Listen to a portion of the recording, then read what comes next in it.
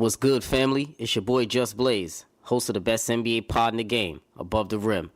Keep it locked each week and join myself and a special guest as we tackle the latest rumblings in the league. If it's happening in the NBA, you know I got you covered.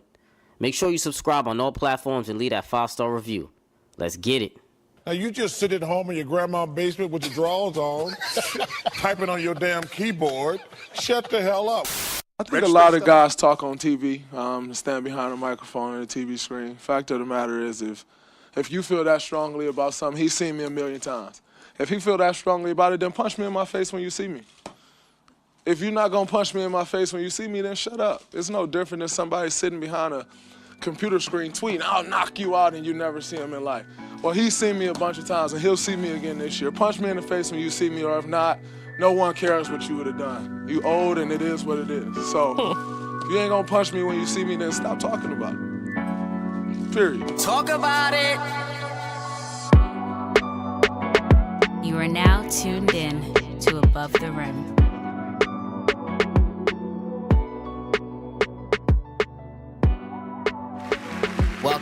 Welcome, family, to another edition of Above the Rim, episode 89. Brought to you, as always, by your honorable host. It's your boy Justin, a.k.a. Just Blaze. And, of course, once again, another week, another episode, another special guest. You know how we always do. He's been on countless episodes. I'm sure y'all are very familiar. My guy, half of the league office, host of the Gray Area podcast, the homie Jarvis. What's good, brother? The homie Jarvis is depressed. I'm a depressed sports fan. Come on, man. You know, but I'm here above the rim. I did my calf raises. We gonna see. Maybe I'll get a layup in. I don't know. It was a rough season for you. It's rough, bro. I'm bruised up. Got some cracked ribs. It's tough out here, man. Took a stiff arm. Flagrants. It was a lot going on with you. I went in the audience to fight, lost the fight. I'm depressed, bro. It was a rough year for you, brother. Free the Lakers. Not even free LeBron. Free the Lakers. Free them from the claws. Oh my God. Of La Narrative. La Narrative. La Op. Raymond. We already all into it, man. But as always, family, you can find Above the Rim anywhere you listen to podcasts, whether that be iTunes, Stitcher, Google, Spotify, YouTube, lineups.com. To get in contact with me or the show, you can always hit me up. Follow me on Twitter at justblaze_513. JUSBLAZE_513. IG is justblaze513. On Facebook, search Above the Rim Podcast. Email the show as well. You already know, Above the Rim NBA Podcast at gmail.com. Call up the Talk About It line if you got any feedback. 908-718-1592. Jaw, my brother, where can the family find you? You already know it's Chet_O'Hara on Twitter, Instagram, Marlo Podfield, Facebook, Ray Jarvis. Look me up there. I'm always talking sports, talking whatever's happening outside. You know, it's all about building a brand, letting people know what kind of time you on, and just building. Long story short, got to, man. You know. Shout out to the Rat Round Table. Got to plug that as well. Be moving on that. Most definitely. Make sure y'all go check that out.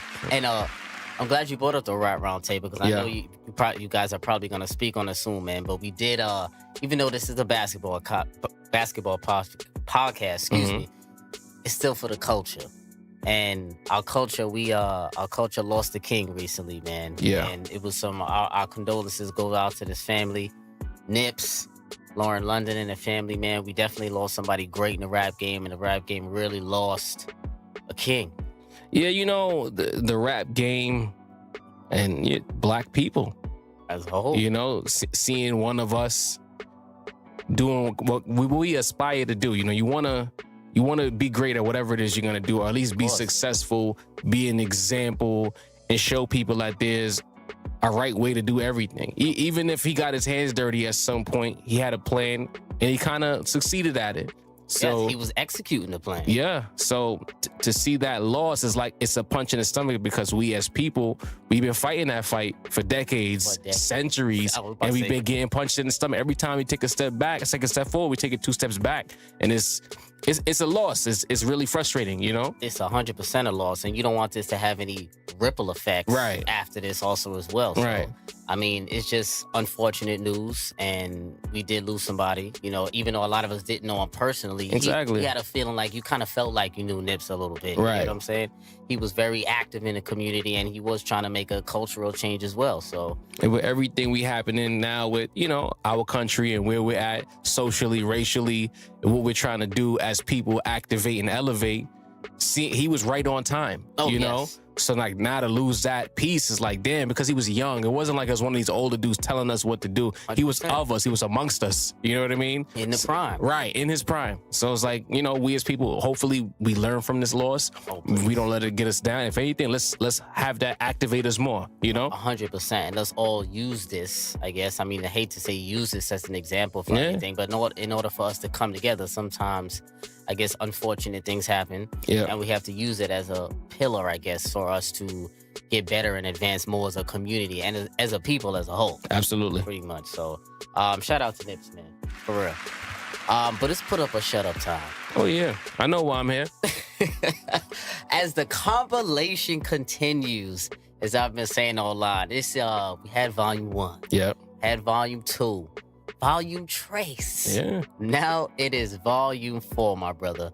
And critically acclaimed. Oh yeah, people who feel a way about these pressure cooker numbers. They really getting their bag behind these numbers. Like we don't tell the truth. They really do. You know, this is it's a definitely emotional season. Oh comes yeah, after, this is like the prequel to emotional season right here. It really is. You know, we always get a lot of feedback. We always Yeah. get a lot of activity when it comes out of these episodes.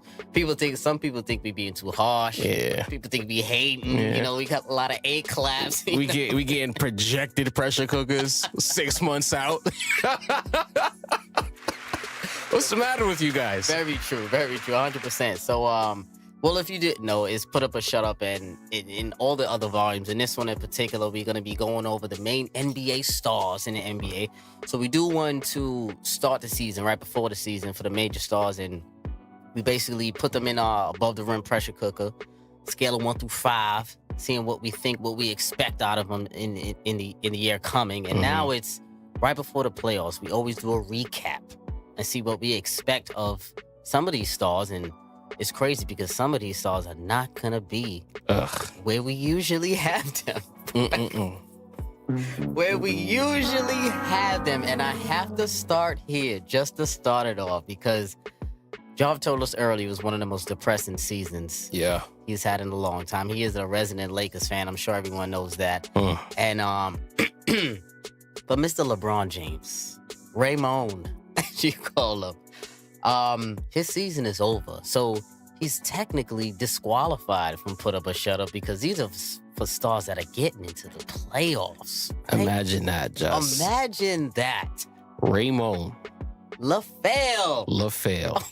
I gotta go back in the vault because I think I debuted it here. What's that? Teflon Braun. Teflon Braun. Yes, you did. I gave him a 0. A 0. And who would have thought that, you know, it would, like, the only thing that could pierce the Teflon is Los Angeles and them Lakers. Wow. Gosh. You really gave him a 0. I think you consistently gave him a 0. I feel like.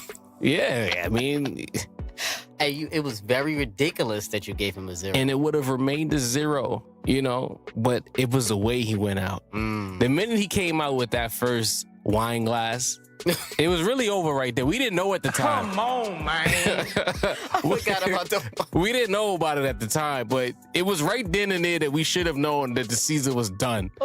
My man popped his groin and came out sipping wine, bro. Took 18 games off while gyrating on the bench after dunks and layups. But I thought your groin was hurt, bro. Man, listen, LeBron, it's an all-time disappointment for me. And I usually am one of the LeBron supporters. I'm not a main LeBron guy, but I support him from time to time because I feel like he does put in the work. But damn, this year, a disappointment level on a scale of 1 through 5 for him is on a 10 for me. Damn, we doing a disappointment scale? Disappointment scale for LeBron. And it's ridiculous. And I was disappointed on him for just multiple levels this year. For his effort, number one. I just wasn't feeling his effort for this year as a whole. It was very lackadaisical.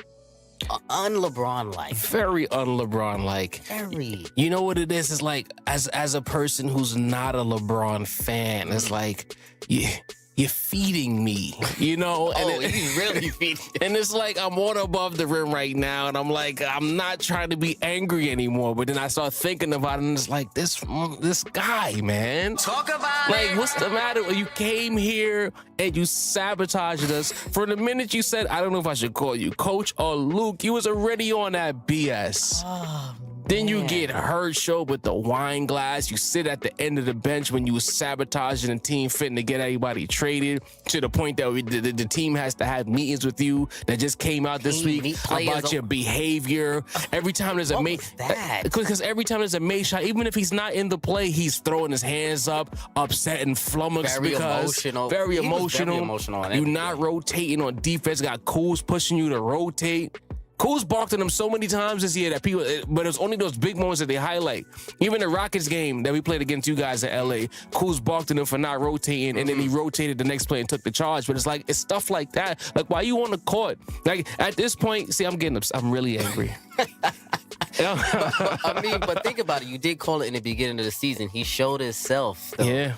when in that game 2 in the season. That Whose Rockets side game. was he on? And I said it, he's an op. He grabbed Chris. Game 2. He went over and grabbed Chris instead of holding back the rest These are of not his team. guys. The whole AD move. We spoke about this was already in motion, going to clutch sports and all this and that. He knew these, in his opinion, that these players were on borrowed time. Surprise, LeBron, they're still here. You know, Ridiculous. I mean, I understand he missed 18 games, so a lot of people are gonna say the injury, and the Lakers did have a lot of injuries as a whole. Lonzo Ball, Zoe being out was a major injury, but still, LeBron did not play 18 games. I don't feel like that's enough games to not even. People talk like it was 38 or That's 28. what I'm saying. I'm saying, hold on, it's less than 20, under 20 games out of an 82 game season. It's still, you still should have a well over 500 record in the games that you were playing. Yes. And the problem was that we spoke about it before. Lakers was still losing with him scoring 30. Here's what I'm gonna say, and I'm not gonna speak on it too much more. LeBron James, at this point in my eyes, he is a compiler. He's only here for the stats. He's only here to build up his numbers. He ain't here to win nothing. He's here for stats, compiler. He's like a baseball player. I'm just going to keep getting him hits to certify my place in the record books and get the Hall of Fame. That's it. That's what he's here for. I don't care about you LeBron stans. I'm going to disagree with everything you say. I do not give a damn. He is a compiler. Debate your moms. Listen, man, you heard it. You heard it. I mean, also, before we move on really quick, also what I said earlier in our pressure cooker in volume 3, I said that I needed LeBron to expand his game this season. And he didn't expand his game. That, to me, is one of the most disappointing things. Yes, I wanted him, I said before that I wanted him to become assassin like LeBron, assassin type LeBron, I should say, since he was getting quote unquote more playmakers. You're supposed to take him off the ball, become more of a scorer maybe gain a post game, become an assassin scorer. And I saw no expansion. How you going to have a good post game with 2 left feet, bro? I just What is he going to do, the slow motion fadeaway? I don't know, a bulldoze to the rim. The travel spin? Like I'm just not gonna lie. I'm just very disappointed in LeBron this year, man. you see what's happening over here. Like, I'm defeated, you know? I'm disappointed in him, man. Moving on. Yes, please. Moving on. The happier topic. And talking about some players that are actually in the playoffs. Oh, yeah. And playing some postseason action. So we got to start off first. My boys, the Houston Rockets. James Harden. We are throwing him in a pressure cooker first. Averaging 36, 6, and 7 this year. Ridiculous MVP-like numbers. Trying to go for back-to-back. Can I just jump in real quick? Go ahead. You know, in league history, right? If you would just like put your blindfold on for a second, and then you look at like what James Harden has done, let's say the last 3 or 4 years, statistically. This is legendary stuff we're seeing, right? But these people in their feelings and their emotions about James Harden, they just won't give him his due. They'll rather choose Chase Brook and first-round exits before Harden. And I'm like, do y'all really understand what's happening here? They're not. That's how you know what's emotions involved. Right. Okay. It's got to be all emotions involved. It's got to be. This man has 5 50-point triple-doubles in his career. 9 50-point games this year. Just a 60-point game.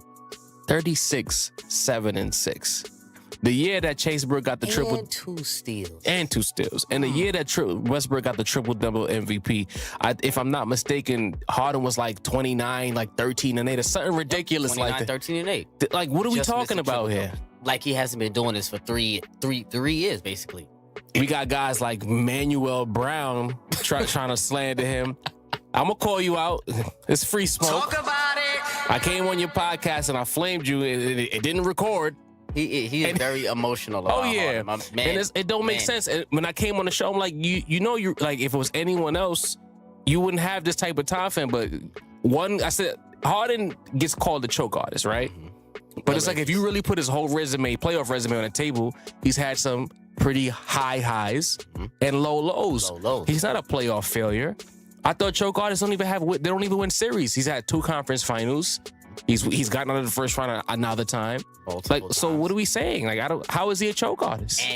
And he's usually, since he's been in Houston, obviously he's the number 1 option with the defenses geared toward him. Yeah. And he has played some tough defenses in the past in the playoffs. Didn't he not close out the Spurs in 2012 when he was with OKC? He crushed them. He was the main reason why they beat the Spurs. My point exactly. So I'm like, if you're gonna call him a choke artist, make it a blanket statement and let's go over his body of work. I'm just annoyed. I'm not even a Harden fan like that, but it's like, what are we doing here?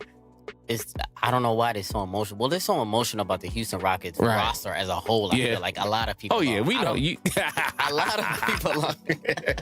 Maybe I have something to do with that. Who knows? Yo, if you were a pro wrestler, bro, you get so much heat when you say CP3, bro. Oh man, I love it. But back to pressure cooker for James Harden. Yeah. I got him at a 5 right now, bro. Mm-hmm. I got him at a 5. It could be probably a 6 for me because I want so much for Harden right now because he's really been balling. He's been putting in work this entire season. Right. We started the year, we had a rough start, 11-14, and we're 49-28 since then, the Houston Rockets. So he went 30 games or 32 consecutive games of 30 or more, which is astronomical. Ridiculous. And I said in volume 3 that I wanted Harden to become a borderline 2-way player in order for the Rockets to get where they need to be this season. And to me, he has become a borderline 2-way player. He's not a liability anymore. He's not a liability anymore. If you look at the numbers, he's one of the best post defenders in the league. Mm-hmm. Houston Rockets, they switch every screen, so a lot of times he's being switched off into the big in the post, and he guards them well. That's where a lot of those steals come from. I think he's top 3 in the league in steals, and I think top 3 in the league in deflections also as well. So James Harden has been making a concerted effort to play on the defensive end this year. And to me, I feel like he's on a mission this year, and I need him to get it done, and I need him to have those signature moments in the playoffs. That's what's missing. Gotta have it. The first thing is you talked about his defense, and to be able to get steals and deflections means that you know how to position yourself on the defensive side of the ball. You know where to stand. You know how to play the angles. Your IQ is up there. Mm-hmm. You know, every time we talk about IQ, it's just LeBron. Like, there's other guys with high IQs, like James Harden. You can't do what he's doing without a high IQ. Mm-hmm. But I digress. To the pressure cooker, I gotta say, this is a very, very big postseason for him. I'm gonna say it's about 7-8. You know, only because if he comes up short now, it validates all the naysayers. Right now, he's fighting the perception police. Yes, you know, so he has to show up, even if they lose. At the end of the day, on paper, they're supposed to lose to Golden State. This is not even me trying to be funny, but if you're gonna go out emptying your clip. Go out on your sword, even if you got to have a 50-point triple-double and you lose anyway. But this is the postseason where you have to defeat the optics and the perception that you don't get it done when it matters. If Golden State beats you because they're just better, so be it. But it can't be you missing like X amount of shots or us having a show that he still took the shots, but it didn't go in. You have to make the shots. Or looking passive. Right. Or looking passive. The defeated body language, things don't go your way. Like, these things have to be negated. I haven't seen it at all this season, but playoffs tend to bring certain things out of people. Yes. So we're going to see. But for me, I'll give him an 8. We're going to break the scale because at this point, if you're going to keep doing these massive types of seasons statistically, it's about rings now. It's not even about the numbers anymore. Oh, it's about rings. About rings and legacy right now. Right. Because right now you have the statistical accomplishments, especially if you win a back-to-back MVP. That's it. Only a few people have done that before, so you're going to be in elite company. And he got robbed twice out of it. He's been the top 2 MVP like 5 years now. But he's all right. And carry on, Just. I don't understand people. Seriously, I agree. And to me, the main thing for Harden this postseason, I think, will be self-awareness. Right. I feel like for James Harden, he's got to know how to improve his shot selection a little bit in the postseason, because they are going to be tougher shots, and the refs are not going to give you every call because they But the problem is, I don't think he control where he gets his touches. That's on Coach Pringles, and we can't trust that guy, can we? Well, we cannot trust him at all. He's an horrible coach, but he's not really the coach. He doesn't even execute the game plan correctly. He's the substitution master. Bro, that's what D'Antoni is. I feel like, you asking Harden to operate from the top of the key, the wing, deep in the wing, not even like the elbow, like deep in the wing, dribble. In on him. Right. That's asking him to do too much work to get his way, especially in the postseason when you're playing a good team every night. And you're winded. You're a little bit more fatigued. Every possession matters. Yeah. It's going to be tricky. I'll say that. It is. And while we're still on the Rockets, we got to get to CP3. Yeah, we do. Who's also in for an interesting postseason as well, I feel like, this year. For me, my pressure cooker for him, I'm going to go 4.8. I knew you was going to laugh. It's not really a 5 to me, because I feel like if it's a 5, I think that his pressure is a stab below James Harden this postseason. Last postseason, I had Chris Paul ahead of James Harden because he was making the move over. He had to show that he could take a step back. He had to show that he can actually lead the team and do what you came here to do. You know what I'm saying? So I feel like he showed his value a lot last season. And this year, since it has been such a rocky season for CP3 when it comes to injuries and things of that nature, and just a roster overhaul of the Houston Rockets, I feel like has played a big factor into the topsy-turvy season. But this postseason, I think he's going to take I feel like he has already been taking a step back this season as a whole and allowing James Harden to cook and play and play the way he has been playing this season. But he has to ball out, and he has to at least be playing. This is true. Which is 100% thing about CP3, and which is warranted. I know, because I argue about people all the time, so I understand that. It's warranted. He's got to be in the postseason, which I think he is, because he's went through his injuries early in the season. Right. And he's got to be that impact player that people like me and people know that he can be. I mean, people, period, know, like, put it this way, like, our issues with Chris Paul is not about basketball. Like, if it was about hoop, that'd be a different conversation, but the boy is good, period. I'm gonna go the other way. I don't think that his pressure cooker is very high. I'm gonna put that at about maybe 2. Wow. 3. Really, because I'm shocked. Nah, because you kind of made my point for me in that he has taken that step back. This is clearly James Harden's show. Definitely. It's gonna be Harden that gets you guys there. Chris Paul is gonna be the person that if Harden is falling short, then CP can come and CP. Stabilizer. Also, sad to say, and it's not, I cut about it, but we got to talk about it, right? Those injuries at the worst times have hurt people's expectations of Chris Paul. Because at the end of the day, there's a segment of NBA fans who's waiting for the other shoe to drop. They waiting for him to get hurt again. They know it's Harden doing 36, 37, 40, 50, whatever. And, I just don't want to have that expectations in it, because I just feel like the way they balling and the way it's working is Harden. Chris Paul is going to be here to, give him a spell. When them shots is not falling, he's going to tell Harden to move, and he's going to post you up, get that smooth fadeaway from the foul line by the elbow. That's when he's going to come in. But I think that the way they've played this season and positioned the season, you're not thinking about Chris Paul anymore first. The first thought is Harden, then Chris Paul, then everybody else. Definitely. So for me, if they fail, it won't fall on him as much as it has in the past, even just last season. I think he might be able to dodge a few raindrops this year if they lose. But he has to produce. He has to win. Like we said last year, He needs a ring. He needs the ring. I know. He You know does. what I mean? He does. He But- does have that extra stamp. But I think that he will escape the blame police this year. I think he'll escape it this year. It's going to be the way people are so emotional about Harden. They're going to be wanting to blame him for everything. Yeah. And while Chris Paul could just chill, all right, you know. I mean, that's true. That is true. I definitely agree that is a lot less pressure this Yeah. postseason than there is on him since last season. So I definitely agree there. And I think I feel like his pressure level is kind of opponent dependent. True. I feel like sometimes, when against every other opponent other than the Warriors, it's a little bit of decreased pressure. Right. I feel like for Chris Paul, but against the Warriors, I feel like everything gets a little bit heightened. I the think that matchups. pace of the Warriors, like they got to find a way to control tempo. They can't. Running is not conducive to beating them, especially for Chris Paul. Because again, part of that injury, when you have a hamstring, right, it never really gets healthy. It just gets better. Yes. And you're on kind of borrowed time, or you can evade injury. But if you're playing against Golden State and you so frenetic back and forth, it's gonna catch up to you. They need to slow the game down. Ironically. They do actually say, because when you do allow to slow the pace down, slow the game down, they get to play our isolation ball, Right. And then you could get those matchups, those switches, and in the few games that we beat them, because we beat Golden State. They're gonna 3 out cook of 4 Curry this up year. on those switches. Cook Curry up on the switches, and DeMarcus Cousins as well. Oh. I'm not mad at DeMarcus Cousins Yeah. playing. I said it in an early episode, and that I don't mind DeMarcus Cousins playing on the floor against us because for 2 reasons. Number one, Clint Capella can run him off the floor, Right. especially when he's running 94 feet, when he's getting on the floor, and when it's a long rebound or True. anything like that, he could beat him down On the a floor. run out. And then also on the switch as well. You know how they love to Yeah. space out the bigs, and doing that we can run by him and But also you get a gotta shooter be off. concerned about the foul trouble, just because they could dump down in the boogie, let boogie go to work. That is true, because that's one thing that I dislike about Boogie being there is Clint Capella, his body is not That there. manimal pickup, key, sneaky good pickup. It's very good pickup, definitely 100%.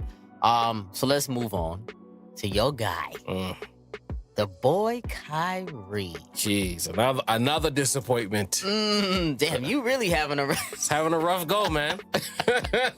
it's a rough go for you, Joe. I'm not gonna lie. He averaging 23, 7, and 5 this year. And we all know Kyrie's a great scorer, one of the best offensive players in the league. We know that. Is he an all-around great player? And is he an all-around great leader? Right. Is he a leader of men? Are my 2 issues with Kyrie Irving. So for me, pressure level for Kyrie is at a 5. Yeah. I got Kyrie at a 5 because last year, excuse me, he didn't play, missed the postseason last year. This has been, I believe, 2 postseasons that he's missed now in the totality of Well, he his missed the career. finals. He missed the finals. He got hurt in game 1. I think he missed a series during that playoff run or something like that with the knee problems But in is it Cleveland. 2 different playoffs, I feel like. he Right. missed, right? Well, yeah. Yeah. So, so I think that with Kyrie Irving, I feel like he really has to put up this year. And I think he has an interesting conundrum because with him, I feel like if the Celtics win, he's going to get all the credit. And I feel like if the Celtics lose, he's not really going to get any of the blame on Kyrie because he's going to get his numbers. He's going to get his 25 to 30 points. He's going to have those moments, moments that people are going to remember. Like, man, he balled out this game in this particular series. But what I need Kyrie to do is get those young boys more comfortable and playing to the level of their happiness, I guess I would say, because they don't really look happy as a whole and as a team. And I think the fact that there are some personal agendas in that squad, and I think they might come to light a little bit more during the playoffs because that's where legacies are made, and that's basically where Jason Tatum got his name, Terry Rozier got his name, was last year in the playoffs. So this to them, this is their time in their mind, and I feel like that might be a little bit of an issue with the Boston Celtics. But for Kyrie, I need him to overcome that. Right. And he's got to put up. I'm gonna give Kyrie a 4. You know, it's not about basketball anymore. Like we know the boy can play. We know he's gonna show up at crunch time. We know all of that. But he has this way that, like, if I knew him personally, I don't think we would get along. You know, because it's like, you have a working environment, and there's people who provide solutions. Yes. And there's people who lament about the problems. I can't stand the people who lament about the problems, but they don't have any solutions. Yes. And it's like, at some point, it's like, if I played on a team, I'd be like, yo, bro, move. Like, get out of here. Because you're just talking now. You're not doing nothing but talking. You in the media talking. You in the locker room talking. You pouting. You're crying about who's young, who's old. You fake apologizing to LeBron. You're doing a lot of Chuck shit. You know what I'm saying? And it's like, at the end of the day, as a man, I don't want to play next to this bozo, because that's what he's coming off as. Yes. You know, he might not be a bozo, but he's putting out a lot of bozo energy for young boys who are not mature enough to know that this guy, he a little different. So it's either gonna be with young, especially when I was young, it's either you was with this good vibe, or you was someone I wasn't trying to deal with if I'm 21, 22, 23. You know what I mean? And I think that's what's happening to a degree. Again, like I've said in the past, I feel like Gordon Hayward kind of messed up the whole pack for Boston Celtics. Yes. I feel like Danny Ainge has too many, as you said, too many cooks in the kitchen. But Kyrie is supposed to be the galvanizer as the guy. This is what you wanted. Take you over the top. So now you got to put your arm around Rozier and be like, yo, fam, I know this is the worst time for me to come back. You need your money. I get it. But we have a championship to win. Same thing with Tatum. We're Duke guys, you know? I understand you had a moment, you flourished, but we have a championship to win. And if they don't listen, get crazy in practice. Don't say nothing in the media. Yes. Talk your talk in That's been my practice. issue with him. You know, and violent in practice. And then when we get the cameras, what we heard was crazy. Nah, that's gonna stay in the locker room. That's gonna stay on the floor. All of this talking in the media, you are turning your teammates off. You might even be turning the city of Boston off. And it's like, we're not even thinking about championships with Celtics anymore. It's about you, the person, Kyrie. You know, and that's why I got to give you a 4. The reason why it's not a 5 is because I don't think it's about championships in Boston anymore. So you think just getting there will be enough to them? I think the whole thing broke. Like, you gotta throw it away. Honestly, the best thing that could probably happen for the Celtics is to lose in the first round. Just get out of the season and make your roster decisions. Who's gonna go? Who's gonna stay? Because you can't keep this team together. They can't keep this team together. It definitely has to break up in some way, shape, or form. Right. There's way too many personality clashes, I feel like, now. And I think the issue with Kyrie is that he wants OG respect, but he doesn't have OG characteristics. He's not giving off any kind of OG vibes. You just an emo dude who's a couple of years older than your peers. Who advanced early on in his career, who had some early success, and now you feel like you've seen it all, done it all, and the way you're projecting your quote-unquote wisdom or whatever he wants to call it onto these young guys is not the right way for them. Because remember, Rozier, slouch. Rozier, he's from where somebody like Kyrie, I guess, he may not be as respected. In that same vein, feisty guard. He's gonna attack the basket. He's gonna create his own shot. He's gonna create for his teammates. He wants the moment. This is what it's all about. But I'll throw this to you as well, Justin. I never thought about before. All of this faux wisdom that Kyrie's coming off with, to me, what it really understates, or what it really actually is, I should say, is Kyrie's big time in them. He's not giving them wisdom. Because beyond all of the championships, you also got to factor in the endorsements, the movies, the adulations. Kyrie Irving is a brand. It's not just a dude who plays ball. So this energy that he's giving off is kind of like he's big time in them. Because, I'm Kyrie Irving. You should listen to me. You know what I mean? Why you even questioning this? And young people, especially in this era now, they ask why. And they're like, why should I listen to you, bro? Like, you were hurt. You wasn't here. And you never know. They might not be giving him the credit that he may think he deserves. My sentiments, exactly. Because they could be LeBron guys. Right, because they went and they played against LeBron. And they know they understood what it's like to go against LeBron. And the luxury Kyrie had of playing with LeBron. These are all the things that are on the table. You know what I mean? So we got to talk about it. It is what it is. That's 100% true. And I think that's really the issue that's going on right there. Yeah. Definitely. Giannis. Antetokounmpo, the Greek freak.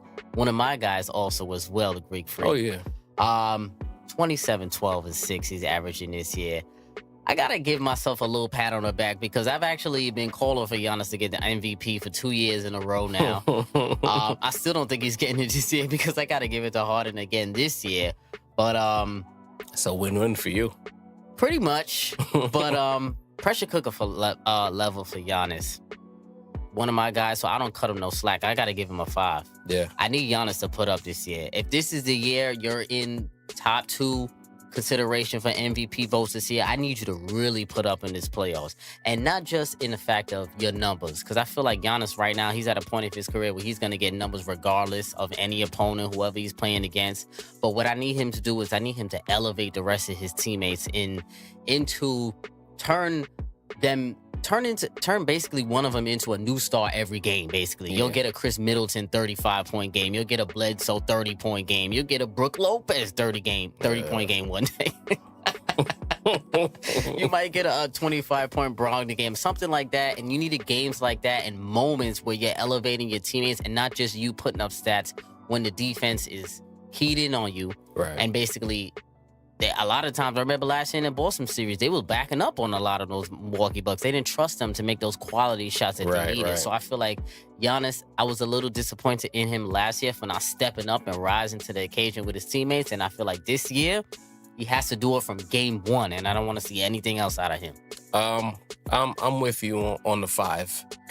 Yeah, I'm looking at Giannis and I'm just like, you got the goods. You were never the biggest supporter of Giannis. Nah, I'm still not. I'm going there. Thanks for the alley. It's put it this way. You saying that he needs to use the attention he garners to have one of his teammates elevate on a game-by-game basis. But the things I've seen from Giannis is he's one of those people like let's say that you have a roach. You gotta hit a roach a few times for him to die. Like in the playoffs, he's like a little fly. You hit him once, it's dead. Like it's there's no resistance, and that's what's been missing. And I spoke about this before. He's been a first round exit, first round fodder. When it gets to that closeout game, he's not fighting back. We not going to game 7 because if Boston had Kyrie or even Gordon, it wasn't going 7. They beat up on an undermanned Celtics team, but they went out in 6 to the soft Raptors the year before that. When they got home court also. Right. My sentiments exactly. Because he's easy. He's an Apple turnover. It's easy money. You know what I mean? So it's like, I'm giving him 5 because the positioning is face of the league is on the line. It ain't just MVP. It's about getting to the finals. It's about having a great showing in the finals. It's about validating the positioning that they have been giving him for like 3 years now. Validation. If you go out in the first round, which is unlikely, but even if you have a fight in the first round and then somehow the Celtics get out of the first round and you got to deal with them, because to me the Celtics are posturing too low key. They cool at that spot. They don't got to deal with Philly because they don't want to see Philly to the conference finals. They take their chances with the Bucks. Why you think that? Because they believe that Giannis is not like that. I would take my chances with the Bucks if I was the Celtics. Right. So now when you see them Celtics and the disarray that the Celtics are in, you as the potential face of the league need to step on them. That's 5 games. It should be.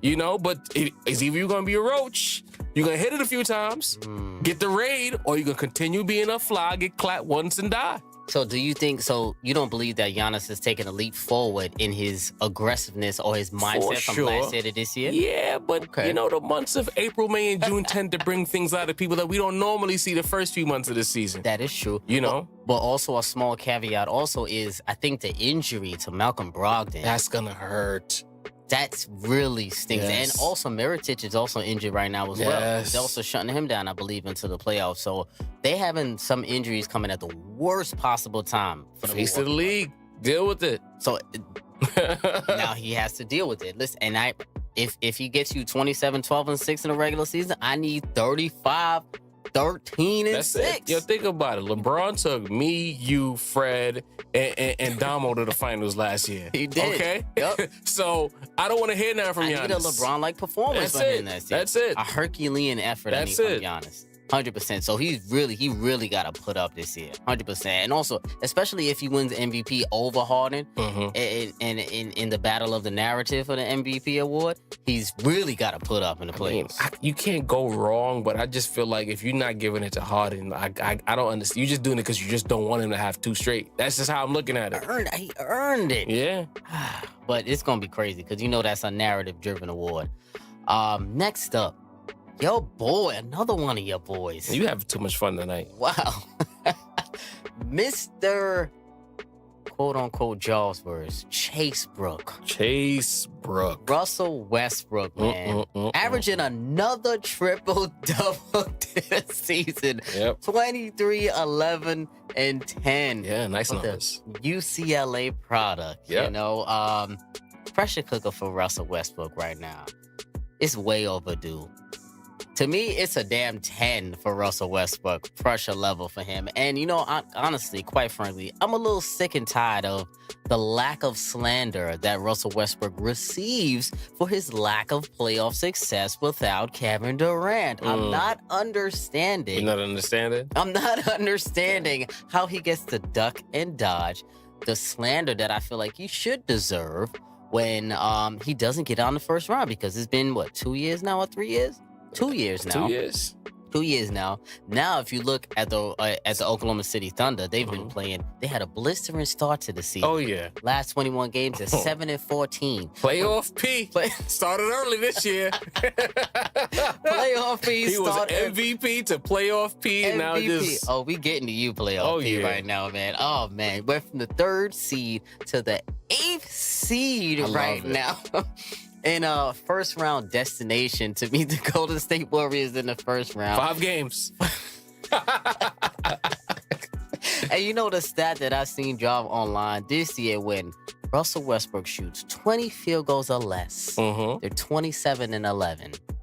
When he shoots 21 field goals or more, there are 12-16. Oh. Okay. So I will throw it over to you. Pressure cooker for Russell Why, Westbrook. thank you. Those numbers just indicate that when he's allowed to be his apex inefficient self, they lose. When you get out of the way for a real hooper to do what he has to do, they win. But, there's a reason why he doesn't get the slander that he deserves. I want to know. It's because, like I said on part 3 of this compilation, at some point, the people will expect this from Westbrook, and they will realize that he's just not what they thought he was, and the expectations will not be there. Notice that as soon as PG started cooking, they all forgot about Chase Brook, and they went to PG because that's who they want to like anyway. You know what I mean? So yes, they realize that this guy is going to get his numbers. He's going to be inefficient. In a sense, he's going to counterbalance himself, because as much as you get these stats, your inefficient ways negate some of your impact. You know what I mean? And at some point, people figured that out. He's going to shoot badly. He's going to take bad shots, and he's going to get a lot of stats. Ill-advised. Ill-advised. That's it. That should be his new name, Ill-advised. Because it's like, you have to figure it out. While the thing is, it hurts when you have another player like KD before, who shows you, I can do the same things he does efficiently. Then you slide PG into that same KD role, because the system hasn't changed. Oh, it's the same thing. System. So now it's you your slide turn, my turn basketball. Right. PG comes in and shows you how it's supposed to look at people that are just looking at ill-advised, like, you know what? Yeah, we are who we thought you were. We thought that there was going to be something more. We thought there was a little Jordan in you, but no, it's not. So do you feel like he's taken a step forward? Because you've been very, very critical of Russell Westbrook. Do you feel like he's taken a step forward at all this year in changing the way of his game, or the way he plays the game, I should say? Or his IQ has risen? As a man, he has, because it takes a real man to realize that, at some point he thought, I don't need KD to do this. And then he came to the harsh reality, the harsh realization that, you know what? I don't need KD per se, but I need another guy like KD to make my life easier. And once he got PG there, and it wasn't a Melo to now have to worry about, because that's a thing in itself. Yes. He was comfortable getting out of the way. I'm still Westbrook. I'm going to still get my numbers, but I can't do this. So as a man, he did. IQ, no, because he still takes the same ill-advised shots. Yes. The random-ass pull-up with 3 minutes to go in the game that no one ever understands why he takes those shots. He loves that shot. Dribbling 20 out of the 24 seconds with PG just standing there, who's going to hit the shot if you give him the ball. So when it's all said and done, it's a 3. Like I said at the front end of the season, I don't expect anything from him besides exactly what he's given. And I'm glad that the people are starting to figure it out. Only the true fanboys are still going down with the ship, but the basketball fans figured it out. This is who they're an 8th seed, bro. 8th seed. You're not winning with this dude. He's not Kobe. He's not even D Wade good, bro. He's just a compiler. He's another compiler. Another compiler. Yes. 8th seed. I'm disappointed at how they even got to the 8th seed right now, because I actually like the makeup of their roster, because it was a nice defensive lineup. Yeah. Had a lot of tall, long guys on there. But then I'm like, well, PG got hurt. But it's like, if you have 82 games of the same thing repeatedly, on repeat, defenses are they lost to the Mavericks the other day. They're not trying to win games. I don't know what. And now they're starting to point the finger and blame each other. Oh, yeah. Right on time. I love it. Right on time for the playoff race. And we might as well move on to PG-13 to playoff P because career year for him. Yep. 28, 8-4. He's giving you this year. Deliciousness. Very nice numbers. We said it earlier on Volume 3 that we actually remember when you put the clip out. We said it verbatim what he needed to do. Yes. He needed to become 1B rather than star number 2. He needed to become 1B or 1A, whatever you want to call it. With Pick Russell up where Westbrook falls short. Exactly, and he was definitely doing that towards the beginning of the year. Both the first 3 quarters of the year, actually, he was doing it. And hitting timely shots, timely moments, having big games, and willing his team to win, even while Russell Westbrook was getting his numbers. So I feel like he is the perfect type of person to go with a Russell Westbrook because he is a mild-mannered type of dude, but he has, I think it's one of your lines you always say, beta talent. Yes. I mean, not beta talent. Beta mentality. Alpha talent, beta personality. Beta personality. There you go. And I think Paul George is another prime example of that. And he was the perfect fit for Russell Westbrook. Yeah. So, and I've been impressed with PG about how he's been playing this year. I've been a big supporter of his. I always felt like he should have went to your Lakers. But right now, I don't know what to expect from this team right now, man. You know what it is, Just? You remember when I said that he always has those random Tuesday nights when he has like 9 points and we can't understand how PG only scored 9 points? It was almost like he backloaded all of those random Tuesday nights to this late season stretch right here. Granted, the numbers still look good, but the efficiency that he was bringing to the table for the first 75% of the season has gone off a cliff. Granted, he's been hurt. That we don't know how much it's affecting him. Yeah, I heard he really strained his rotator cuff or something like that. And that thing really messes you. I think Kobe had a rotator cuff from 03, and he had to get surgery on that. It's difficult when you're a wing player and you need those pull-ups, you need those drives, you need it. You gotta lean forward. You gotta lean. You gotta take contact with that shoulder. It's a lot, but. It's just like it sucks because it kind of fits what people think of him as a person who had a couple of nice moments that he got overrated for because, again, people love trying to give Fiji all the credit for those Pacers teams when he had a nice little crew over there. He had a nice little squad over there. You know what I mean? And people act like they didn't have one of the best defensive teams when they were on one of the longest teams. Like they have a couple of Bulls in there. They had a lot of things that you needed to win, but PG had a few moments. Oh, it was all PG. He carried them. Yeah. No. When he was by himself in the East, he couldn't get out the first round. Yes. If you're a mega talent in the East, you're supposed to be cooking. So for me, I think I gave him a 3 as well, if I'm not mistaken. And it's just like, again, at some point, people regress to their mean. We are seeing it right now, whether the caveat of injury is there or not. He has regressed to his mean. Again, he is who I thought he was. A good player, a good supporting cast member in the NBA story, but not a league guy. I'm sorry. He's a 3 because I don't care. He's going to go home and we won't care. I'm not mad at that. I can't really dispute that because I agree with you. I don't think he can be the lead guy. I think he can be a nice number 2, a great number 2, but... He was supposed to be the Powell, air quote, to Westbrook's Kobe, but I still feel like they could do some damage in the postseason. Now, I don't think they could do much damage because they're going to have to face Golden State in this playoffs, and it's going to be a problem. But against anybody else, if they play the Nuggets in the first round, I think the Nuggets will beat them, but it'll be a good series. It might go 7. Yeah. I just feel like the way Westbrook plays, man, and I just don't know if it's conducive to championships. Just the way he hoops, the way he approaches basketball. Well, the way he plays the point guard position. Right. Like, I just don't see it as championship. And it's difficult to build a team when he's supposed to be a $200 million guy. He's your guy for the city. True. I just don't see it, bro. I mean, that's fair, man. I mean, they both got a lot of putting up to do this playoffs, but I don't know if those boys are going to get it done. You get Golden State in the first round, you're done. If they lose in 5 games, it's going to be a problem. 5. It's going to be 5. It's going to be a problem if they lose in 5. Westbrook, he's another one of those guys that y'all love, but then he's a fly. When it's time to close out OKC, they get closed out. They don't offer any resistance. Yeah, he close out. When it's 3 whatever, he's done. That closeout game in Utah last year, it was pathetic. I mean, how they lost and how Utah closed them out. But Joe Ingles putting in that work last year. Ricky Rubio, Ingles, gym teacher Joe Ingles, Office Depot Joe, man, Toby. And then you had the same we spoke about it earlier. Just to put a bow on that, they killed Harden. But Harden, the same year he won his first triple-double MVP, Harden closed him in 5. 5. 5 games. But this is who you love. Chase Brook, ill-advised. They love the stats. Love the stats. Blame LeBron. Moving on. Stephen Curry. We don't got to spend too much time on this. To me, his pressure cooker, it's like at a 1 for me. I feel like there's like no pressure on this dude, and it kills me and it pisses me I love it.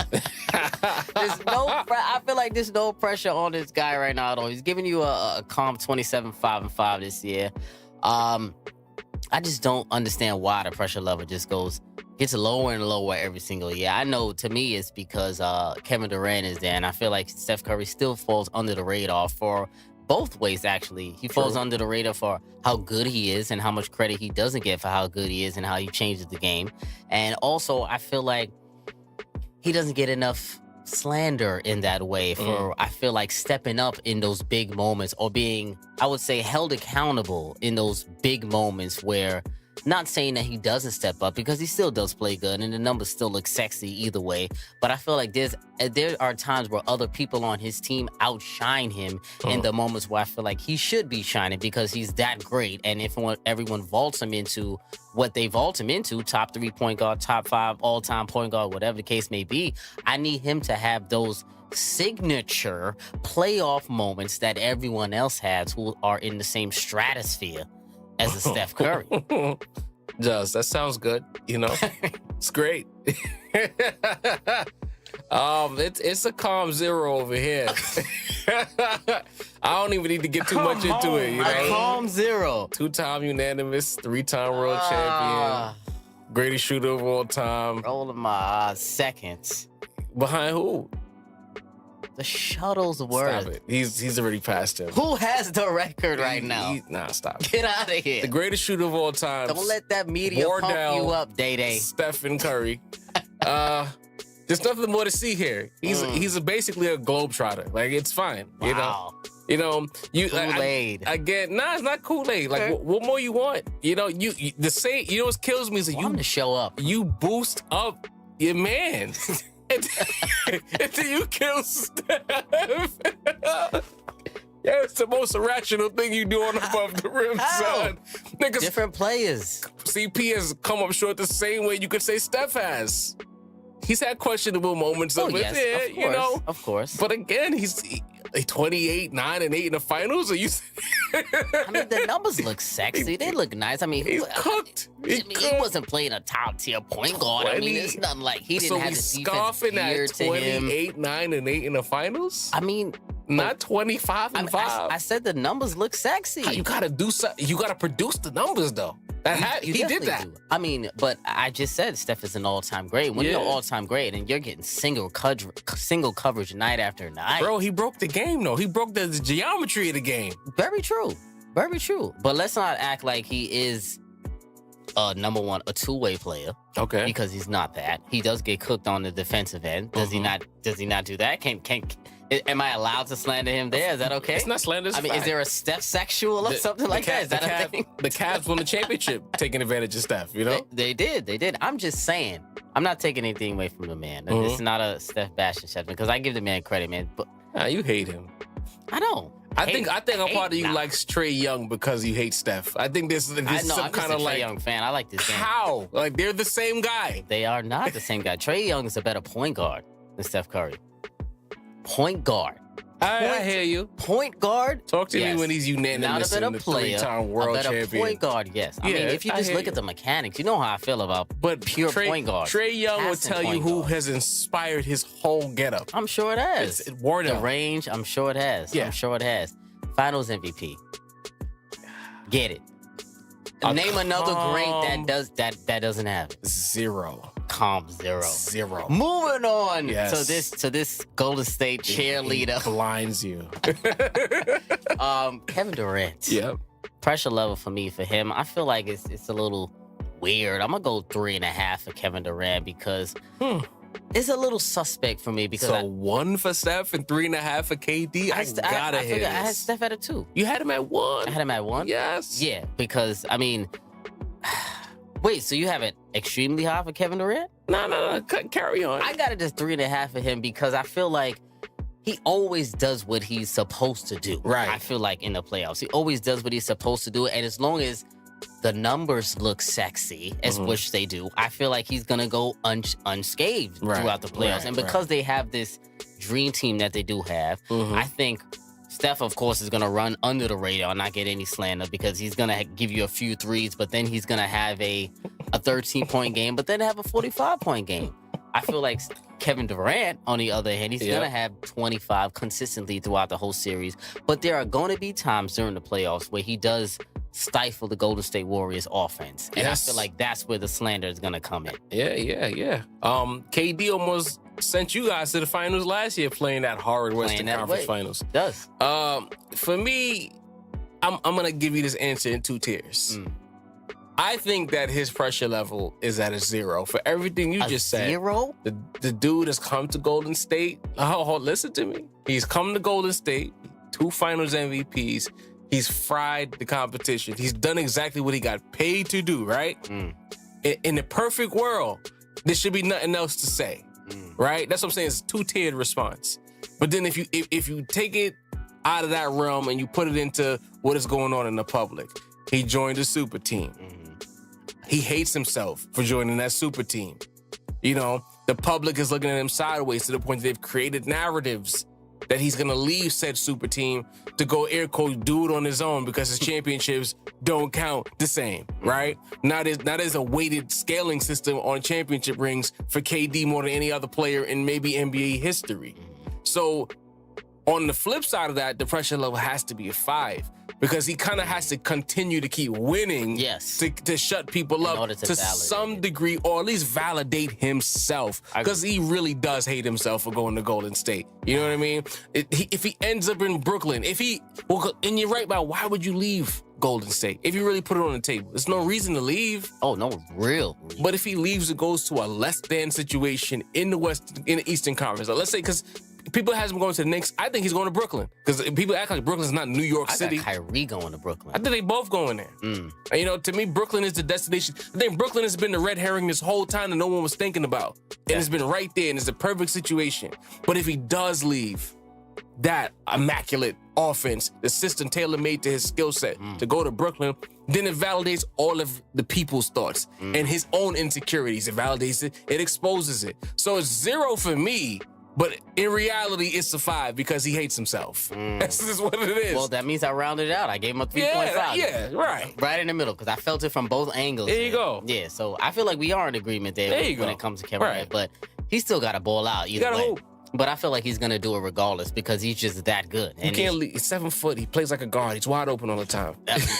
Wide open all the time. Pains me to my soul that he's left open. Single coverage for that man is ridiculous. Yo. Oh, Lord. Moving on. Kawhi Leonard.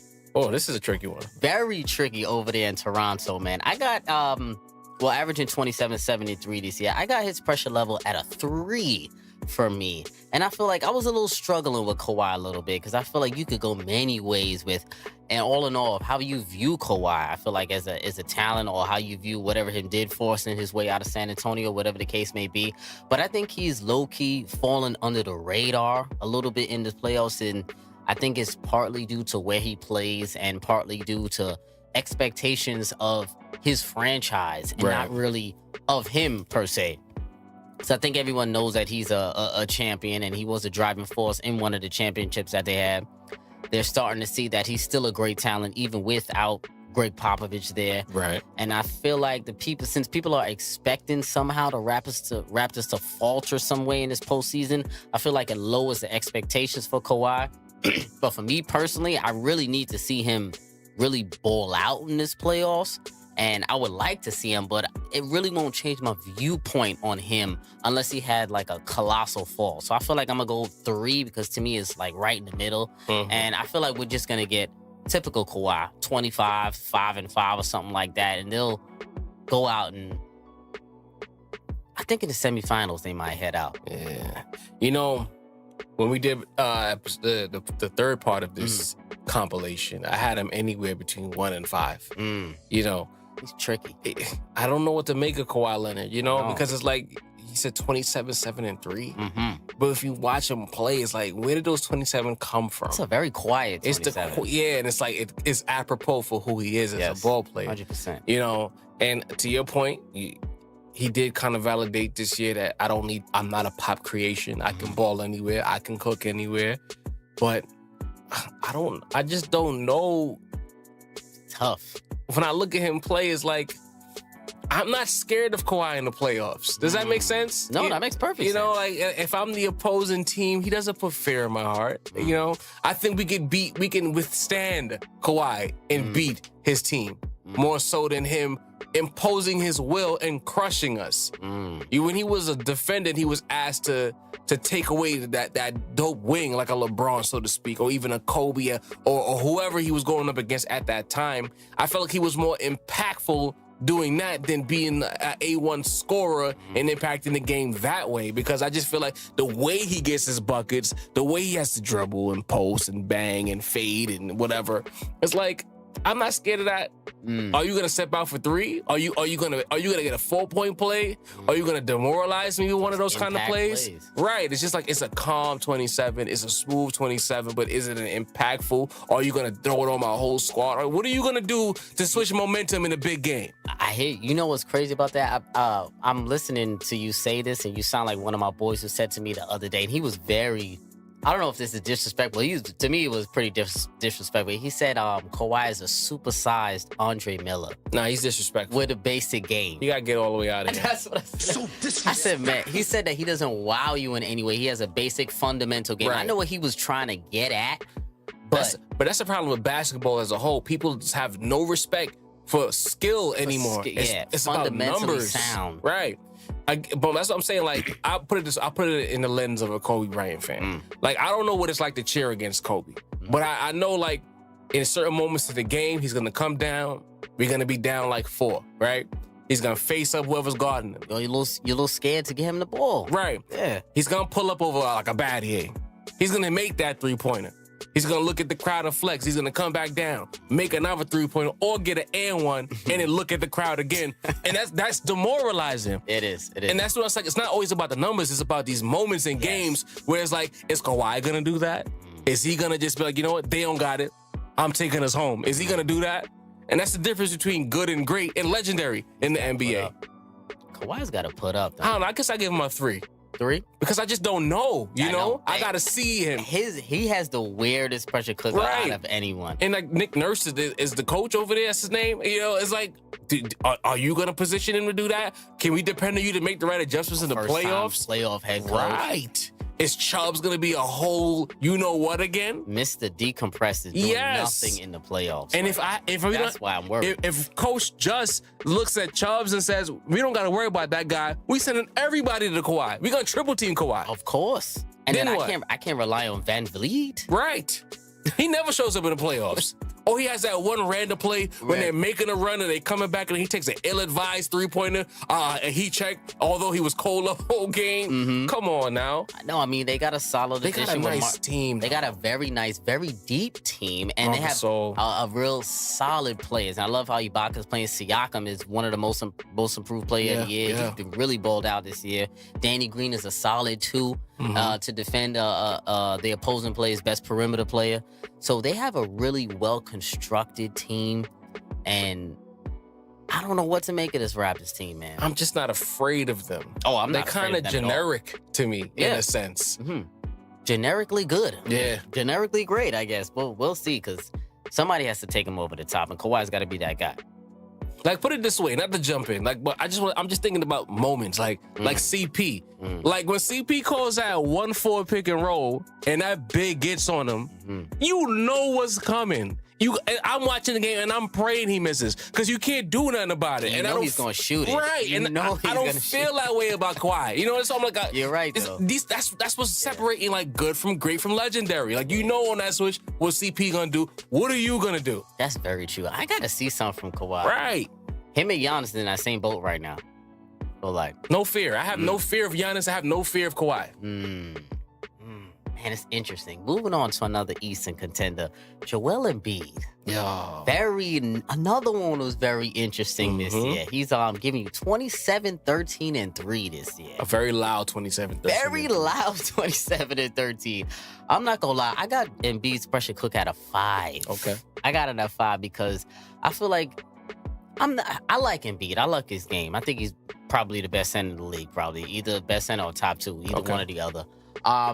But I think he talks too damn much a little bit. Even though I kind of like it to a degree, I think he talks a little bit too much. And I got to see him really dominate a playoff series for me to give him the credit that I feel like he deserves. The stats look sexy. They look nice. But you remember, he got outplayed by Al Horford when he was playing in the same playoff series against the Boston Celtics, because that is his kryptonite over there, the Boston Celtics. Yeah. And he has to get over a little bit of injury concerns going into the postseason as well. I think he got some knee tendonitis or some back issues or something like that going on. He has going on with him.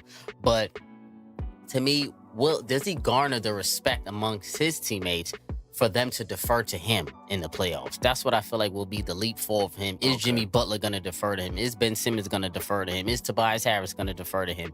I feel like he has to command that on the block and dominate in order for me. So he's got to put up. You know, I saw something the other day that Jimmy Butler's kind of like leaning into the role as like the emergency, in case of emergency, break the glass role. So like he's gonna fulfill his role in the offense, set screens, do what he has to do. But when we need you to carry us, and he's okay with that role. You know, to your point about Embiid, I think Tobias is low maintenance. But I think to Embiid's point, more so than deferring, he has to demand. You know, I'm gonna veer away from you. I'm not gonna give him a 5 because I think a lot of what's happening in Philly, you know, it's expectation based on the moves that was made. Yes, but that's where my level comes I respect that. But for me, it's like I still look at them as a team on the upward trend. I don't think that they're there yet. So it's like I think that they were. You know, we've gotten to the point with the microwave era that we kind of forget about like the journey, like a couple of playoff exits, a couple of lessons learned. This is only their second playoff appearance. You know, there's going to be a lot of things to even be learned in this playoff run. Because if they run into, like, I imagine now, let's say that 2-3 matchup happens with Toronto, and you got a vet in Marc Gasol who knows every trick in the book. That's going to be a tough matchup. A very tough matchup. Embiid don't even want to smoke with Al Horford. What is he going to do with Marc Gasol? That's what I'm saying. So it's like, I'm looking at it more from a learning perspective. I have him at a 3.5 because again, he's still very good and he still needs to show up. He still needs to win every series that they're supposed to win. But I don't expect a championship from them just yet. Maybe next year, circle back, we could do it again. But right now, I just look at them as not going out in 5 games like they did in the second round last year. Maybe conference finals, but in a situation where like the team that beats them got out alive, not necessarily dominated them and pushed them out. You know. Fair. That's fair. But they got it. Whatever series at the end, they have to push it to 6 or 7. They can't go out on like 5. You got to survive. They got to survive. And since we on it, we might as well go over to his running mate, Ben Simmons, man. 17, 8, and 7 he's giving you this year. Ben is interesting also as well because I feel like he receives a lot of slander, especially on Twitter as a whole, for his obvious lack of deficiencies, which is obviously shooting the basketball, or his lack of confidence in shooting the basketball, because I feel like that's a lot that goes into that as well. And pressure cooker for Ben Simmons, I'm going to go 2. Okay. I'm going to go 2 because I'm not really expecting Ben Simmons to dominate a series like that. You get what I'm saying? Like, I know Ben Simmons, he's a great talent just because of his size and his ball handling ability, but he doesn't have it in him. To me personally, I don't see that dog in him that warrants him taking over a playoff series. Like, to me, I easily see him playing a back fiddle or him just putting up stats because of his physicality or his 6'10" point guard. Yeah, he's a 6'10" point. Like, you should be putting up these numbers, me, but I don't see you pulling anybody's heart off. And I'm not afraid of you, Ben Simmons, at all. If I'm an opposing player. Right. You know, now before I give you the number, this is the point where like I like to upset sensibilities because, like you said earlier, it's sometimes with player comps and people how they feel, it's about emotion. It's not about facts. You know. First question I ask you, Just, you can scoff at it if you want, but you're a smart guy, so you'll see where I'm going with this. What's the difference between Ben Simmons and Lonzo Ball besides their usage rate? Nothing. Right. And height. That's it. They're the same guy. Second question. How far is Ben Simmons away from the Lamar Odom zone?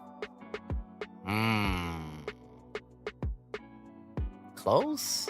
That's not what he's supposed to be. I think, I don't want to call it an experiment, but I think it's time we remove Ben Simmons from point guard. Because I if you got him there playing point guard, he's not spending enough time developing other aspects of his game.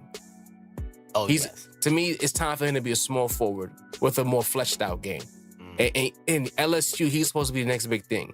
When you think about what other top tier players are doing statistically, and then you say that he's doing 17, 8, and 7, that's pretty pedestrian for a person of his talent. A generational talent. Right. As he was drafted as. I think that we need to get him off point guard because at some point he's just going to be Lamar. I love Lamar, but Ben Simmons' ceiling was never supposed to be Lamar Odom. Yeah, of course not. He's not supposed to be 17, 8, His ceiling is LeBron-like levels. Should have been, right? All right.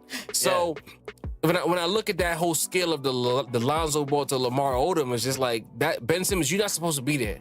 And I think that we need either you add more shooting or you tell them, listen, we're not doing this anymore.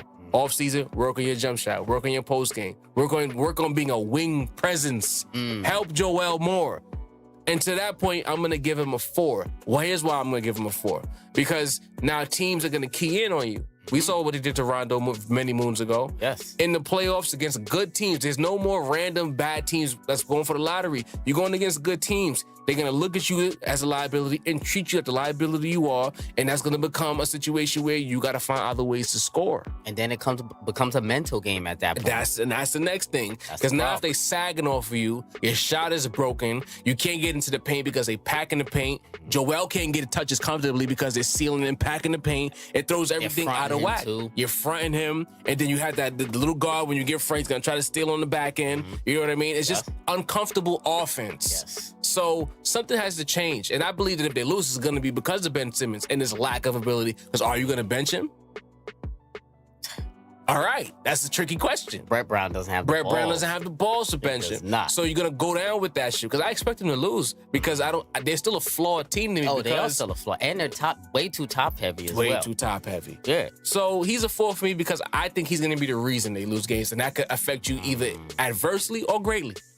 You know what? It's gonna come to a point, and I hate to say this, where Philly's gonna have to make a decision. Yeah. And I feel like I'm not crazy about the fit between Ben Simmons and Joel Embiid because I think you can build a team around Joel Embiid, but Ben Simmons doesn't fit into that equation. No. And building a team around Ben Simmons, Joel Embiid doesn't fit into that equation. Because if you're building a team around Ben Simmons, you want shooters all over the floor. Same way they built it around Giannis right now. You know what's funny? That's how you build a Ben Simmons type team. Jimmy Butler and Embiid is a better combination than Ben Simmons and Embiid. Yes. You know, then you throw Tobias is Gucci either way. He's good.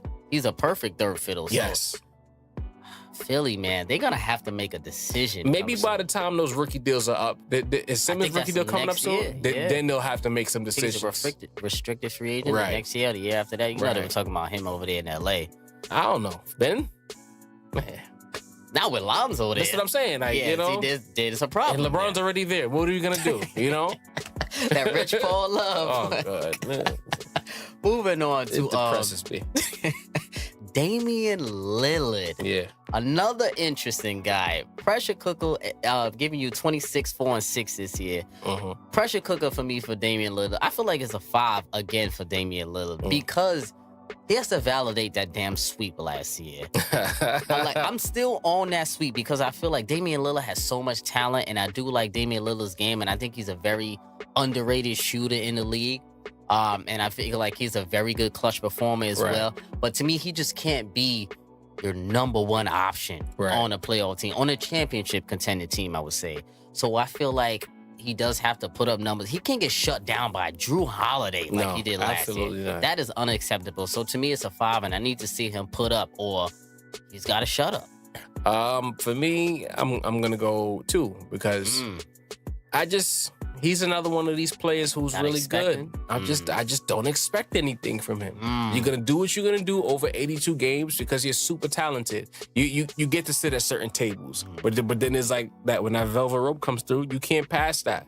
You're like he's like above Kemba to me. He's standing next to Kyrie, you know. But depending on the day, you might flip flop who they are.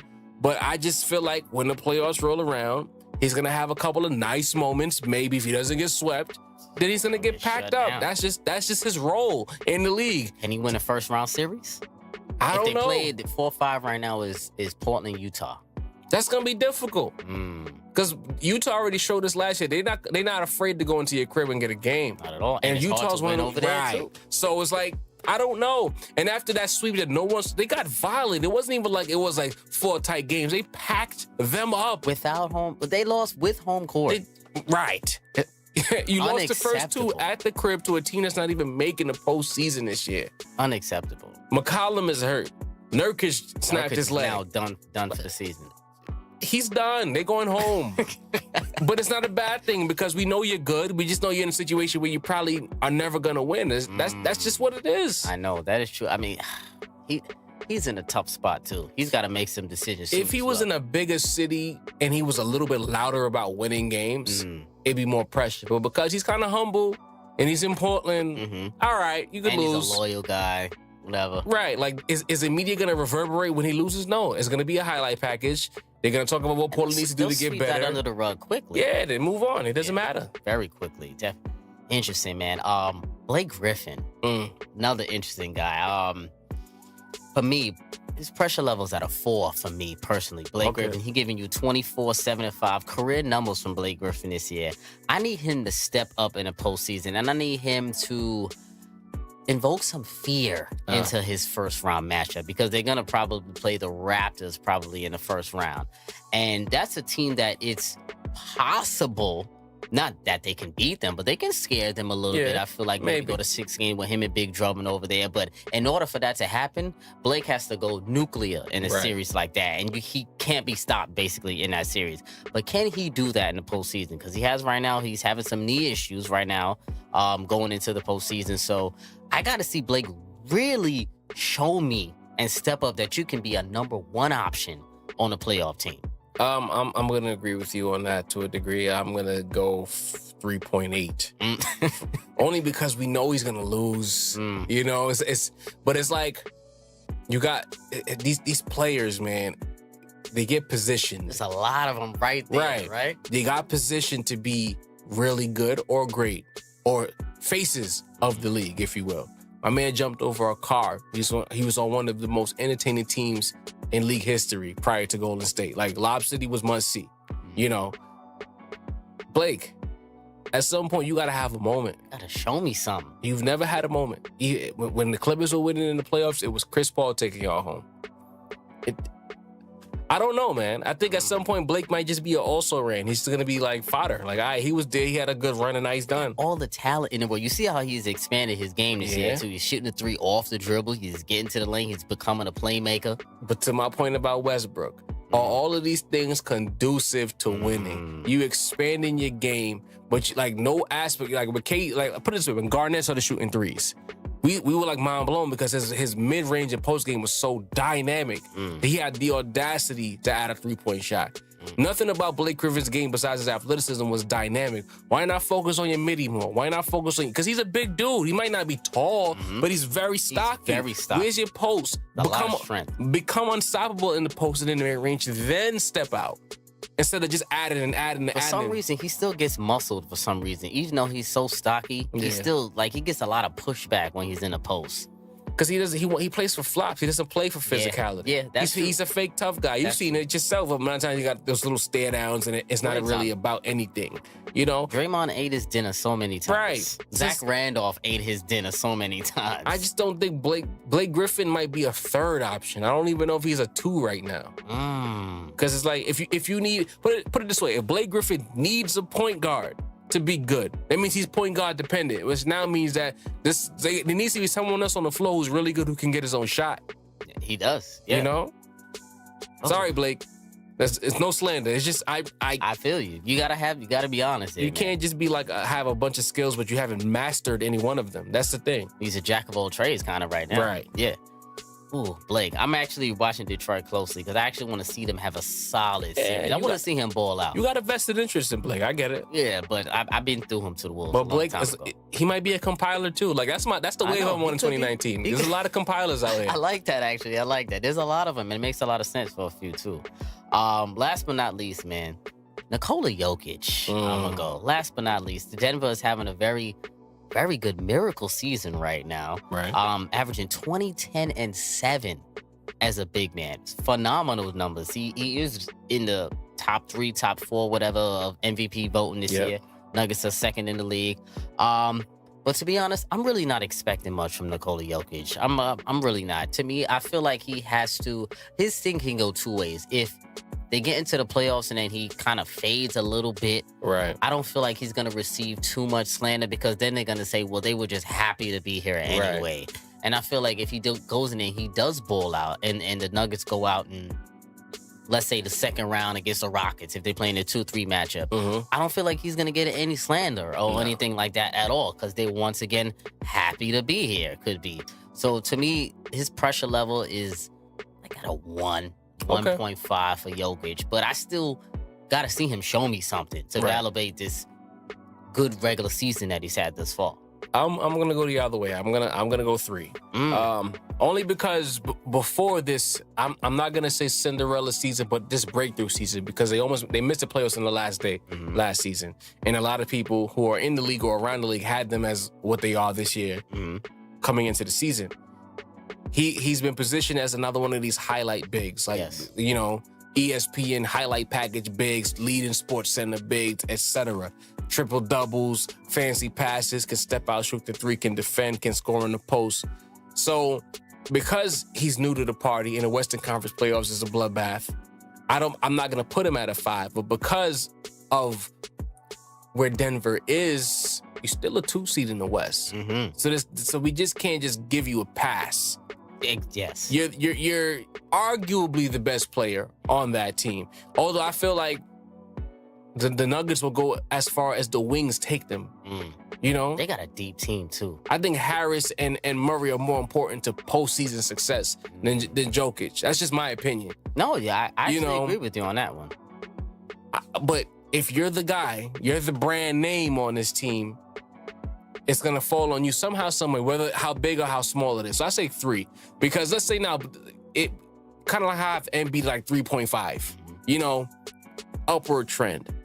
If they go out in the second round and they get beat up by Houston, all right, maybe I have them at 3 again next year. But if they get to the conference finals and it's a dogfight with Golden State, then hell yeah, it's gonna go to like 4 or 5. Yes. But to me, it can't be lower than 3 because 2010 and 7 or whatever the numbers are. 2010 is 7. Those are not numbers you can scoff at. You can't scoff at it, and he can't fall short of that. And maybe the assists can go down, but the rebounds and the points have to be there in the postseason. You have to be held accountable. So 3. You know what? I'm crazy. I mean, I won't be surprised if the Nuggets actually lose in the first round. I'm not gonna lie. That's the West. The West has. I had them as a pretender. I mean, I had to pretend in my contender or pretender episode. I mean, if they play a team like San Antonio with Greg Popovich, who can actually cook up a game plan for these boys who have never been in the postseason, or even low key, the Los Angeles Clippers, the way they play the game, I feel like they can really turn the game very physical for the Denver Nuggets, which might be a problem for them and for Jokic. Because Montrez, even though he's shorter than him, he can body him up. Oh, hands down. And that's another thing. Like Jokic is not like a physical dude. Like you look at his body, he might be like wiry strong, but I don't think he's imposing his height and his body on anybody. And a goon like a Montrez might get under his skin, Or even like, let's say if Aldridge against the Spurs has a great series, that could flip the series. Like Denver, I believe, they're home court base. Like if they lose home court in any series, they're finished. Oh, yes. If they could get those first 2 games at the crib, I like their chances. Okay, I don't trust them to go on the road and get a game in a must-win game 3 or game 4. I have no faith. Yeah, okay, that I can agree with. That was a very valid point that you made. That's very true. They definitely need that home court as 100%. But you never know. A team like San Antonio, they can win on the road. That's the problem. San Antonio definitely, because they're not going to San Antonio and getting a game. Exactly, 100%. So it's going to be interesting to follow with the Denver Nuggets, man. Jokic, I do got to see a little something from him. Not going to lie. Yeah. Definitely do. We're going to see. And that was time for the crossover segment. Not a game. We talking about Got some interesting ones for you here tonight, brother. I kept it point guard heavy tonight. I'm here for it. First up, you taking a prime J. Will, white chocolate, or a prime Ray Rondo, building a team. Let me give you the career stats. J. Will, 10 points per game, 2 rebounds, 6 assists, 1 steal, 39% from the floor, 1-time champ. Ray Rondo, 10 points per game also, 4 rebounds, 8 assists, 1 steal, 46% from the floor, 1-time champ, 4-time All-Star, 2-time All-Defense, 3-time assist champ. You got both of these boys on the table. You building a team. You got J. Will, or you taking Ray Rondo, brother? This is difficult. You know what it is? Sometimes you giving me players where like I didn't get to see the front end of their career. I got to see the back end. Like with both of these players, I got to see the whole package. You know, pause. So it's like J. Will is so good because as much as people remember like the 02, the 03, the 04 Kings, the precursor, the prelude to that team was the J. Will point guard team. And then they made the change to Bibby. Rondo the same, but I felt as though, and this is an unpopular opinion because a lot of people like Rondo, but as the Celtics, and you witnessed this firsthand being a Ray Allen guy, as his role increased with the Celtics, the less of a title contender were the Celtics. Yes. When they won the title, people say he's a champion, but yeah, he was a bit player on that championship team. He was there, you know, but it could have been you playing point guard. He was considered the weak link, quote unquote, at that time. You know, I felt like Sam Cassell got a lot more clout for that being on that team. I felt like Eddie House got more clout being on that team than Rajon Rondo. And everywhere Rondo has gone with a large role, it's been moderate to minimal success. Sans maybe New Orleans, where he had the most success outside of Boston. But it's like these are two flawed point guards, you know? This is tough. Sound like you thinking on this one. I'm gonna go with J. Will because I remember that Miami Heat team and how important he was to that team on the lowest of keys. Very important to that team. When he honed his game and he still gave you that little sauce from time to time, but he figured the league out and he was an integral part of a championship team, not just a guy who just happened to be there with the Beatles. Yes. I love how you think, man. 100%. I'm going with J. Will also. I had to think for a second, but not too long because I'm one of the biggest. I actually like white chocolate, man. I love his game as a whole, and I think he's one of the most underrated passers. I feel like in all time, and I don't feel like he gets the credit he deserves when it comes to passing or playmaking as a point guard because his shot selection was a little crazy. You know, he used to miss a lot, and his three-pointer could have been a little better, but as his career went on, it got a lot better, especially if he was on those Miami Heat teams. And, boy, the way he could pass the ball. It's amazing. I mean, I know we don't like to talk about highlight reel plays and all that stuff, but the passes that he was doing was ridiculous with C-Web, with Divock, young Hedo Turkoglu over there, Peja and those boys. He's the reason people still remember those Kings teams. Those Kings came up because of J. Will, C-Web, and Divock, you know? And it's something to be said, too. We take it a step further. Defenses had to account more for him on the floor than Rondo. You know, 100%. You know, again, like in the 2010 finals, I laughed at how Kobe would defend him by the free throw line. You know, he's at the top of the Rondo a lot. That's crazy. A lot. Right. You couldn't do that to White Chalk because he'll pull. He'll pull from 30. I loved his confidence shooting the ball, too. Early on, Rajon Rondo was struggling with his confidence to shoot that ball. Now, he got all his mouth now, but early on he shoots a set shot from 3. He has like wild hands. He can't really shoot a jump shot. Like J. Will was getting up there, jumping high as hell, pulling threes. And I don't know why as hell during this season with your Lakers, during those last couple of games, he shot like 12 threes in like 3 games. I don't know what was going on there, but I just had to bring that up. Yo, this is the worst season ever. You hear me? I've been through some bad years recently, but this is the worst season ever. Oh, man. I've never been more depressed by Laker basketball. I need a depression season for them Lakers. Dog, don't ask me to come on. Get Fred to do that.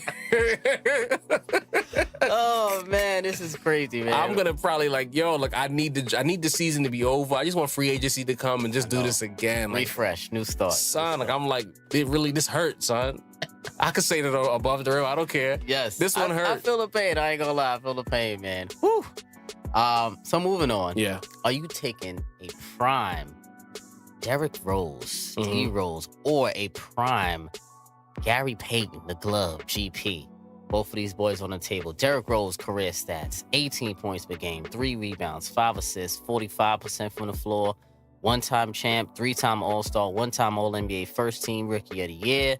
Gary Payton, 16 points per game, 3 rebounds, 6 assists, 1 steal, 46% from the floor, 1-time champ, 9-time All-Star, 2-time All-NBA first team, defensive player of the year, 9-time All-Defensive first team.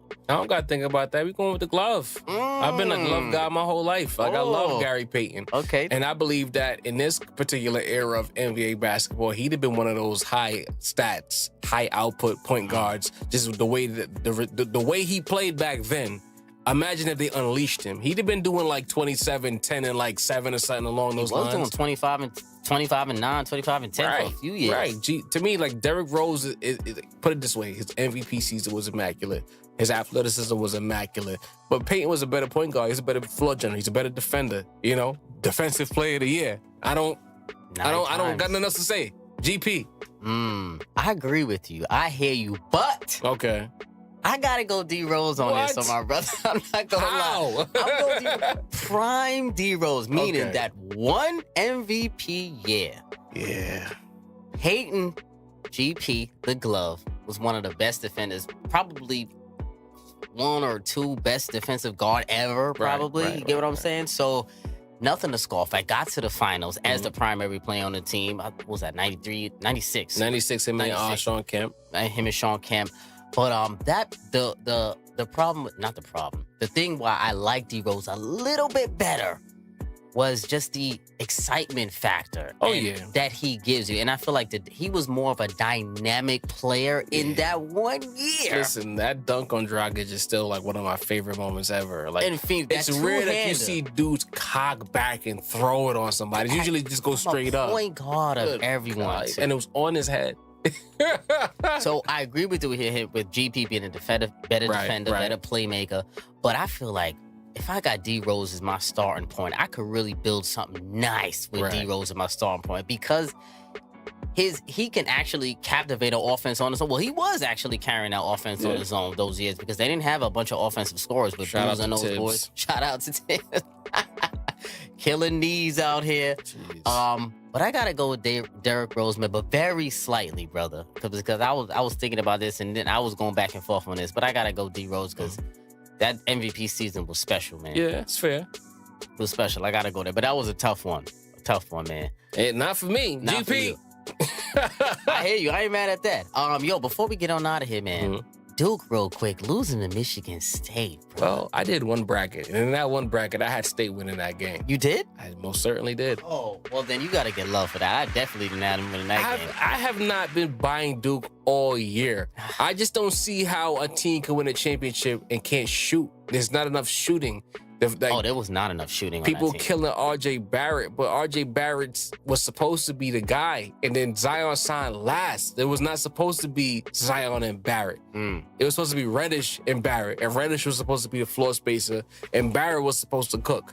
You know, I do need to see him work on his perimeter game a little bit better, RJ. I do need to see him work on that, and he's got to go to his right a little bit more. I do need to see him work on that. And if you're gonna get physical, I like the Michigan State matchup because to me, like, no matter how bad or good an Izzo team is, they're built for the tournament because they're gonna rebound. Oh, they're They're going to control pace. There were big boys in the paint. Yes, they're going to maximize every possession. They're going to have a point guard. You know, they have things that you need to win at the college level. And the thing is, Zion can't bully. I'm not going to say they had grown men there, but they had big bodies. Oh, yeah. They could take some of those blows that Zion was giving to them. And the game against, I think it was VCU or something like that with the taco fall, that really was the blueprint. Get physical, be around the paint because he can't really shoot. You know, He still gave you like 26 and 14. he gets the weirdest 26s and 27s because it's like those little layups, those dunks like, and putbacks. Yeah. That's why I'm like, I'm sorry to you Duke fans. The jury's out for Zion because I got to see that at the league. You're not going to get that in the league like that. As much as they've diluted defense, you're still not going to get that in the league from a 6'6", 300-pound wing player. I said before, I was saying on Twitter, whatever team he gets drafted to, it has to have a solid distributing point guard. In order for Zion to be who he should be or who he's projected to be, I guess, or whatever, he's got to have a distributing point guard in order to give him easy shots. Like throughout the Zion game. to me is like small ball Shaq. But how you gonna unlock it in the league is the question. It has to be unlocked. Right. Only a point guard with a high IQ, I feel like, can unlock the best Zion, I feel like. Right. So, man, it's going to be interesting. You got to come on for that draft special. I I'm here. You already know. I'm back in the lottery. Might as well, right? Come on, man. Come on, man. Depressing season, man. Jeez. Oh, man. Jar, brother, appreciate you once again for joining me No on doubt. another compilation. You can't do this without me. Like that. Put up or shut up. I need to be here. That's it. This is volume 4. You know we got to do another one again. We'll be back postseason. The compilation continues. Hell yeah. Get out your feelings, y'all. Get out your feelings, please, man. So yeah, family. So that's Above the Rim, episode 89, and we out.